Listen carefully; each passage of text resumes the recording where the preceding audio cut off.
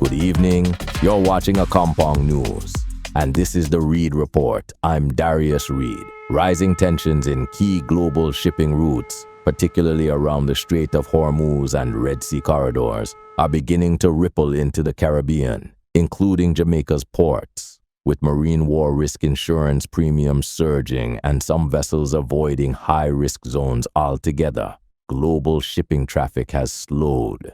Industry estimates suggest that between 10% to 18% of vessels that would typically supply Caribbean routes are currently delayed, rerouted, or held back due to increased costs and security concerns. For Jamaica, which depends heavily on transshipment and imported goods, this translates into a noticeable slowdown at major ports, such as Kingston. Shipping analysts indicate that port throughput could be reduced by approximately 8% to 12% in the short term, as fewer vessels arrive on schedule, and some cargo is redirected through longer, safer routes. The result is longer wait times for goods, increased shipping costs, and potential pressure on supply chains, particularly for fuel, food, and consumer imports.